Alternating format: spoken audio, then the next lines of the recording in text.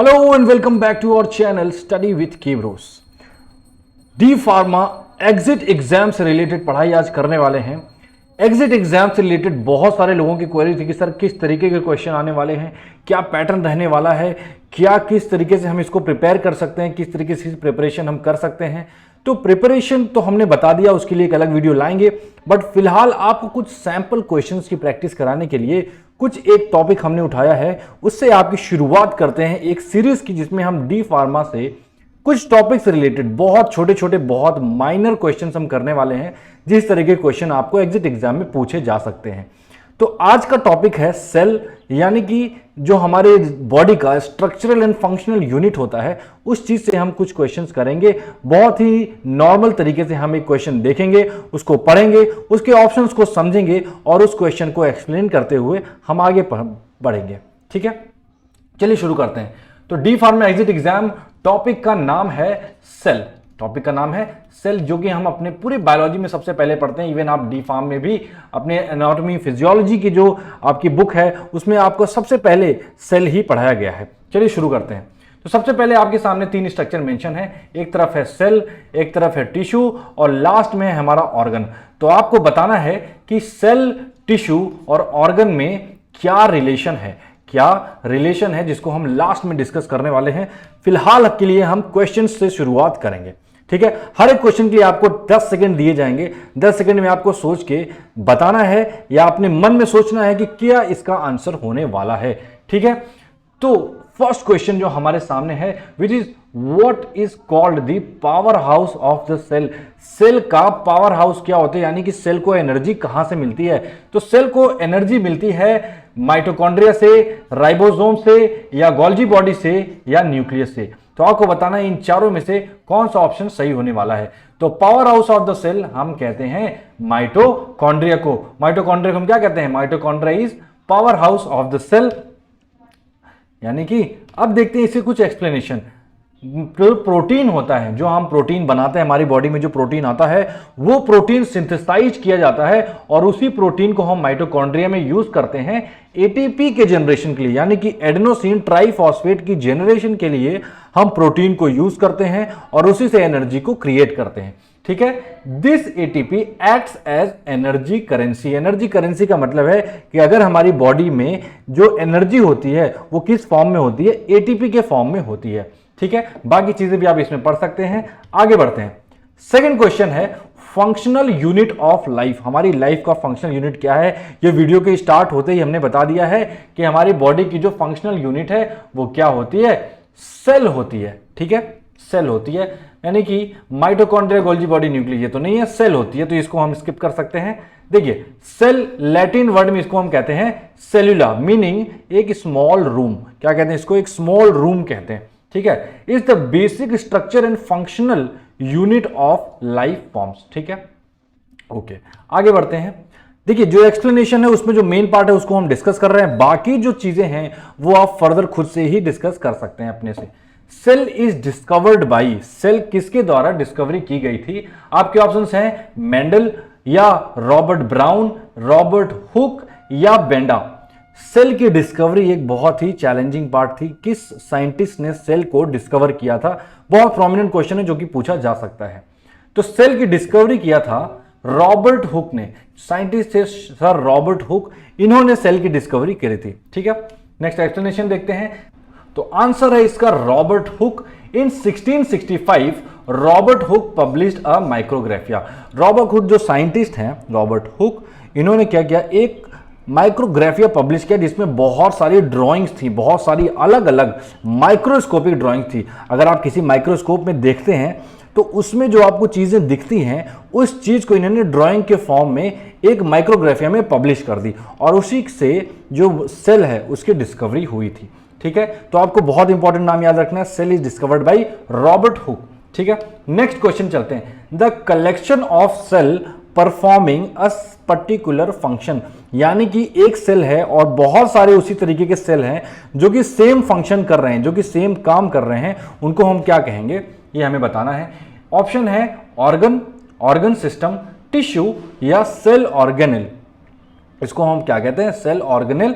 इन चारों ऑप्शन में से क्या आपका आंसर होने वाला है। तो देखिए, एक सेल से जब बहुत सारे सेल मिलते हैं तो उससे क्या बनता है, टिश्यू बनता है, और बहुत सारा टिश्यू मिलता है तो उससे आपका ऑर्गन बनता है, और बहुत सारा ऑर्गन मिलता है तो उससे हमारा ऑर्गन सिस्टम बनता है। ठीक है, ये बात हम ध्यान रखने वाले हैं। तो इसमें पूछा गया है collection of cell performing particular function, तो आंसर आपका होने वाला है टिश्यू, सी ऑप्शन। ठीक है, तो कितने लोग का सही हुआ आप ये भी बता सकते हैं। कुल मिलाकर 13 क्वेश्चंस हैं। आप 13 में से अपने स्कोर्स भी कमेंट कर सकते हैं कि सर मेरे 13 में से इतने आंसर सही हुए। इससे आपकी जो तैयारी है वो फर्दर आपको पता चलती रहेगी कि कितने जो कंपटीशन क्या होने वाला है, किस तरीके का हमारा जो पेपर है उसको हम डील कर रहे हैं अपने से। खुद की जो कहते हैं ना कि आप कितने पानी में हो ये पता चल जाएगा, तो आप उसको खुद से एनालाइज कर सकते हो। ठीक है, तो टिश्यू क्या होता है, देखिए टिश्यू अगर हम देखें तो tissue is collection of cell. देखिए ऑर्गेनेल है, ऑर्गेन से क्या बना, हमारा सेल बना, और सेल से क्या बना, टिश्यू बना, यानी कि बहुत सारे सेल आ गए, बहुत सारे सेल आ गए, तो collection of cell is called tissue, and collection of tissue is called organ, and collection of organ is called organ system. Collection of organ system से क्या बनता है, एक पूरा का पूरा ऑर्गेनिज्म बन जाता है। आप यहां पे भी देख सकते हैं, सेल से बना टिश्यू, टिश्यू से बना ऑर्गन, ऑर्गन से बना ऑर्गन सिस्टम, और ऑर्गन सिस्टम से बना ऑर्गेनिज्म। देखिए इससे डिफरेंट क्वेश्चन बनाए जा सकते हैं। मान लीजिए आपसे पूछ ले कलेक्शन ऑफ टिश्यू तो क्या होगा, ऑर्गेनिज्म, सॉरी ऑर्गन, या पूछ लिया आपको कलेक्शन ऑफ ऑर्गन तो क्या हो जाएगा, ऑर्गन सिस्टम, या collection of organ system is known as organism. Okay, बात क्लियर हो रही है। नेक्स्ट चलते हैं, डायरेक्ट फंक्शन ऑफ राइबोसोम।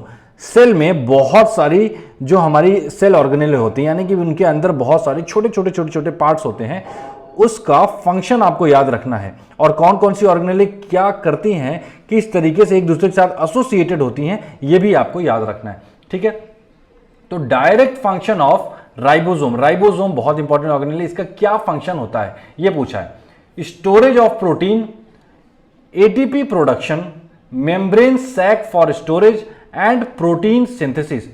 तो राइबोसोम का तो मुझे लगता है हर किसी को पता होना चाहिए कि ribosome are used for protein synthesis. बिल्कुल सही, प्रोटीन सिंथेसिस में यूज करते हैं।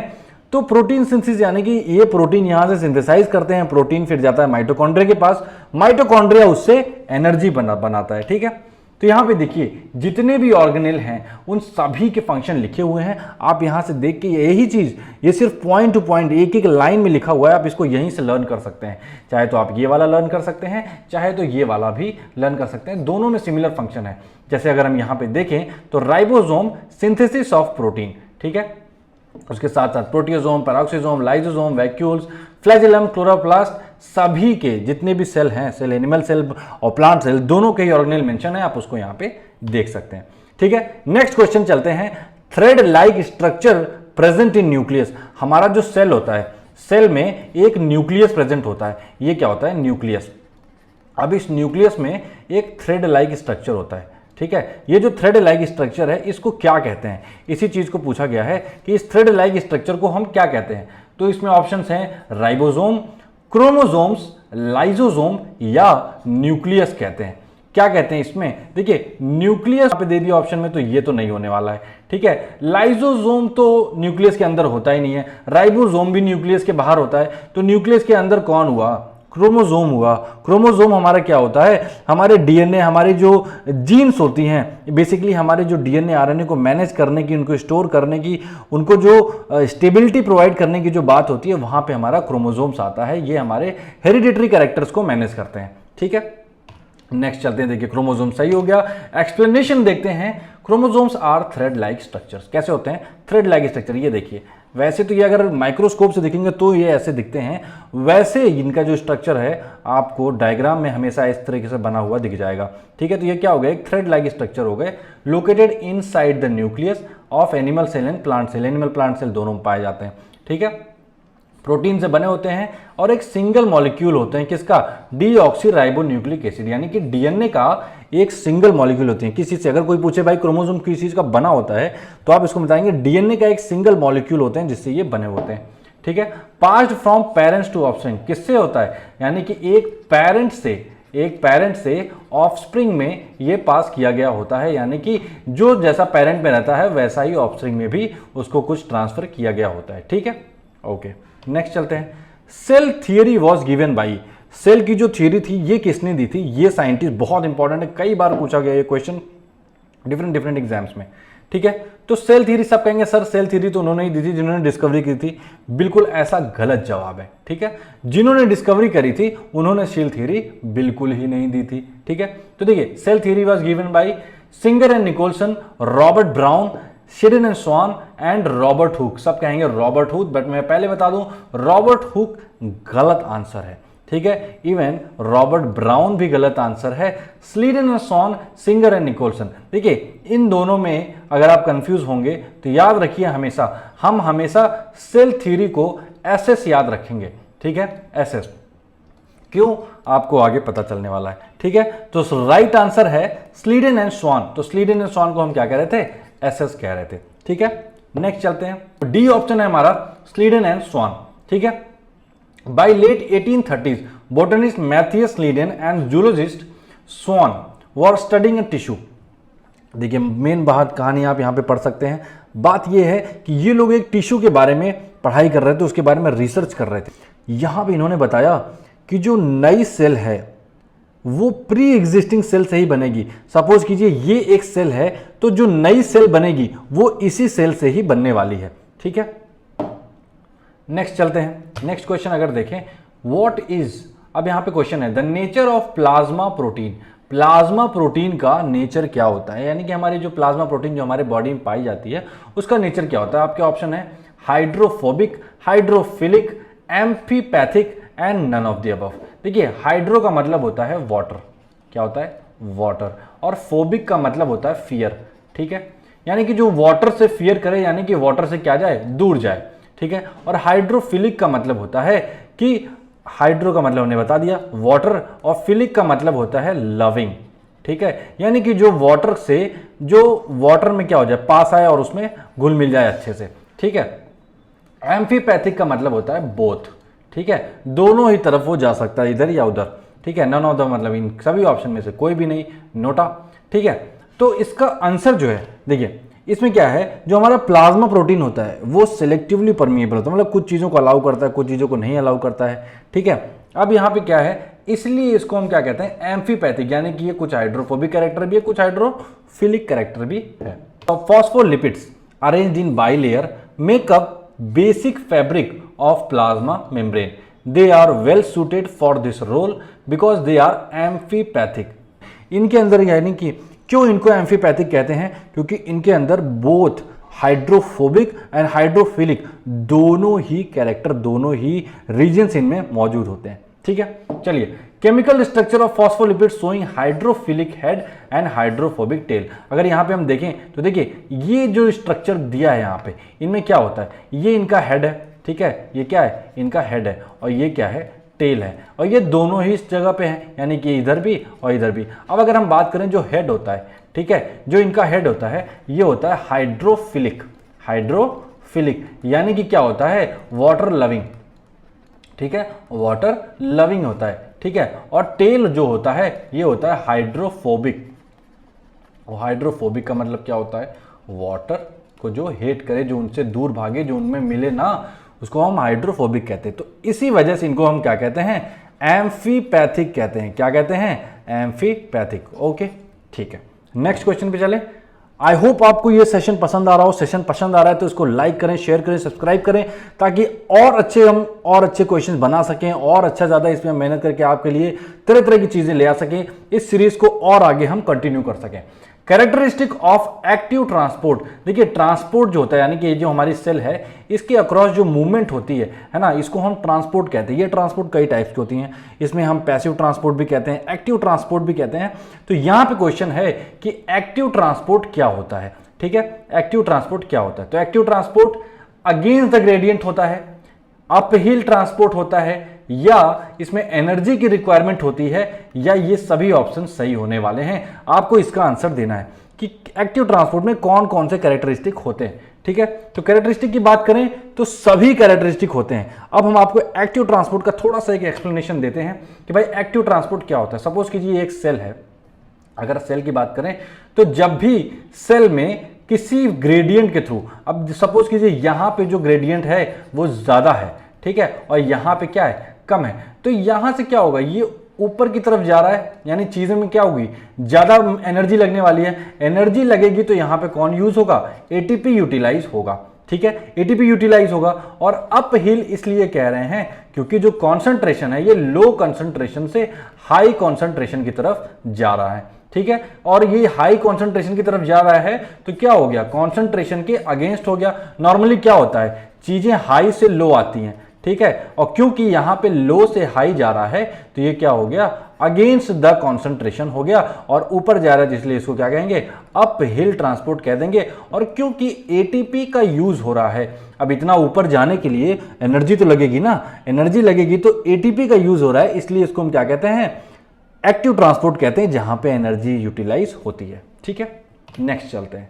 Study of structure of composition of cell is called, यानी कि सेल की स्टडी को क्या कहते हैं। बेसिकली इतना बड़ा सवाल बना दिया, इसमें सीधा सीधा सवाल है कि सेल की स्टडी को हम क्या कहते हैं। तो सेल की स्टडी को हम कहते हैं साइटोलॉजी या इकोलॉजी या साइकोलॉजी या एंटोमोलॉजी। ठीक है, तो इसकी स्टडी को हम क्या कहते हैं, इसको स्टडी को हम कहते हैं साइटोलॉजी। बिल्कुल, इसकी स्टडी को हम साइटोलॉजी कहते हैं। यानी कि कभी भी हम सेल का स्टडी करेंगे, कोई हमसे पूछेगा आप क्या कर रहे हैं, we are doing on cytology. ठीक है, बिल्कुल सही जवाब, A option is correct, cytology. The branches of biology and medicine concerned with structure and function of plant and animal cell, यानी कि या तो प्लांट है या तो एनिमल सेल है, इन दोनों की अगर हम स्टडी करते हैं, इनके स्ट्रक्चर और फंक्शन के बारे में स्टडी करते हैं, तो हम बेसिकली क्या कर रहे हैं, वी आर डूइंग साइटोलॉजी। ठीक है, अब नेक्स्ट क्वेश्चन है, which of the cell organelle is known as digestive bags. अब हमने फिर से सेल ऑर्गेनेल का क्वेश्चन आ गया। सेल ऑर्गेनेल पे पक्का 1 से 2 क्वेश्चन बनते ही बनते हैं किसी भी एग्जाम में, 1-2 नहीं तो 1 क्वेश्चन तो फिक्स रहेगा कि भाई सेल ऑर्गेनेल का एक क्वेश्चन आएगा, या तो राइबोसोम या तो माइटोकॉन्ड्रिया या तो ये हमारा डाइजेस्टिव बैग। तो यहां पे क्वेश्चन है, इस डाइजेस्टिव बैग को सुइसाइडल बैग भी कहते हैं। तो आप ये भी पूछ सकता है, which of the cell organelle is known as suicidal bag. ठीक है, तो इसका ऑप्शन है राइबोसोम या लाइजोसोम या वैक्यूल्स या स्मूथ एंडोप्लाज्मिक रेटिकुलम। ठीक है, तो देखिए राइबोसोम क्या था, ये तो प्रोटीन बना रहा था। ठीक है, तो ये ऑप्शन हम कट कर देते हैं। ठीक है, अब हमारा जो है एंडोप्लाज्मिक रेटिकुलम, एंडोप्लाज्मिक रेटिकुलम क्या करता है भाई, ये तो जो हमारा स्टोरेज है, ये ट्रांसफर है जो प्रोटीन्स का वो करता है, तो इसको भी कट कर दो। ठीक है, वैक्यूल्स क्या करते हैं, वैक्यूल्स तो भाई स्टोरेज में काम आते हैं। ठीक है, स्टोरेज में काम आते हैं और ये फिर रिलीज होते हैं। ठीक है, तो बचा कौन, हमारा लाइजोसोम। बता लाइजोसोम का काम क्या होता है, चलिए हम देखते हैं। तो सही ऑप्शन है इसका लाइजोसोम। लाइजोसोम का फंक्शन देखिए, लाइजोसोम कैसे होते हैं, स्फीयर शेप्ड होते हैं, गोले से होते हैं ना, and sac filled with hydrolytic enzyme. अब इनको सुसाइडल बैग क्यों कहते हैं या डाइजेस्टिव बैग क्यों कहते हैं, ठीक है, डाइजेस्टिव मतलब किसी चीज को डाइजेस्ट कर लेना, उनको ब्रेक कर देना। ठीक है, तो ये क्या होता है, इनके अंदर एंजाइम्स होते हैं, कुछ एंजाइम्स किस तरीके के होते हैं, हाइड्रोलाइटिक एंजाइम होते हैं। तो हाइड्रोलाइटिक एंजाइम का काम क्या होता है, ये जहां जिसके ऊपर जाते हैं उसको ब्रेक कर देते हैं, बस आप इतना ध्यान रखेंगे। ठीक है, that have capability to break down many types of biomolecules. तो हमारे बॉडी के अंदर, सेल के अंदर जो बायोमोलिक्यूल्स होते हैं, ये उनको ब्रेक करने का काम करते हैं। ठीक है, द डाइजेस्टिव एंजाइम्स में end up damaging lysosome themselves. अब इनको सुसाइडल बैग क्यों कहते हैं, देखिए इसका आंसर भी यहाँ पे लिखा हुआ है कि ये तो बायोमोलिक्यूल्स के लिए रिलीज होते हैं कि ताकि उनको डाइजेस्ट कर सकें, लेकिन कभी कभी इतना ज़्यादा रिलीज करते हैं, कभी कभी क्या मोस्टली ऐसा होता है कि ये खुद को ही डाइजेस्ट कर लेते हैं, यानी कि खुद को ही ब्रेक कर लेते हैं। इसमें क्या हो जाता है, ब्रेकेज, खुद का ब्रेकेज करने को कहते हैं ऑटोलाइसिस। लाइसिस का मतलब ब्रेक और ऑटो का मतलब होता है सेल्फ, यानी कि सेल्फ ब्रेकेज जब हो जाए, सेल्फ डिसइंटीग्रेशन हो जाए, उसी कहते हैं autolysis. Hence lysosome are known as suicidal bags of the cell. ठीक है, क्लियर है। आई होप आपको क्वेश्चंस और जो इसके ऑप्शंस हैं वो बहुत मजेदार लग रहे होंगे। चलिए कंटिन्यू करते हैं।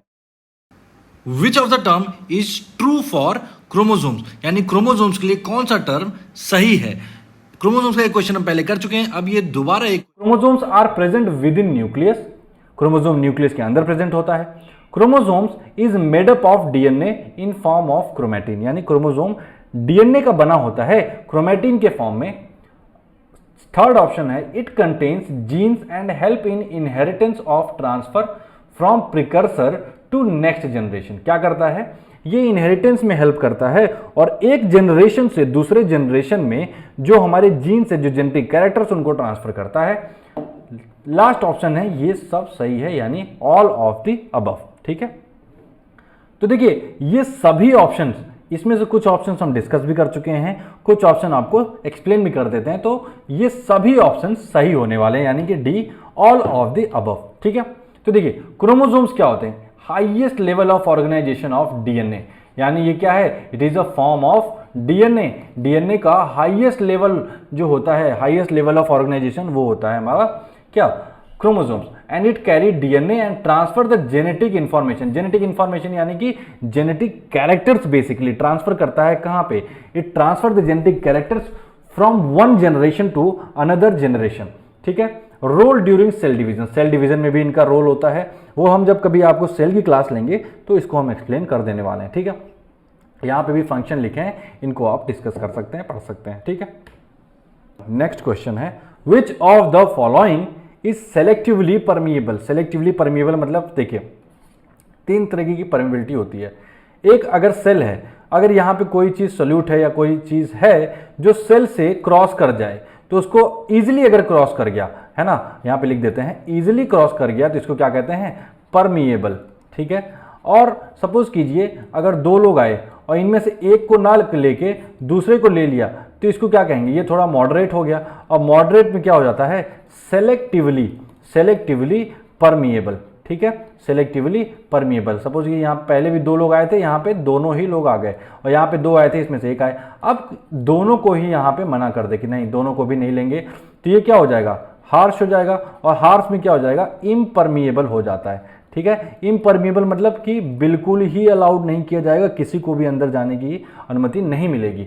ठीक है, तो परमिएबिलिटी की कुछ यहाँ पे बात हो गई। अब चलिए देखते हैं कि क्वेश्चन क्या है। क्वेश्चन हमारा है which of the following is selectively permeable. Selectively permeable मतलब कि छांट के, बहुत ही चुन चुन के किसी चीज़ को सेल अपने से पास करे, उस चीज़ को हम सेलेक्टिवली परमिएबल कहते हैं। जो इसके ऑप्शंस हैं वो हैं cell wall, cell membrane, cuticles या कोई भी नहीं।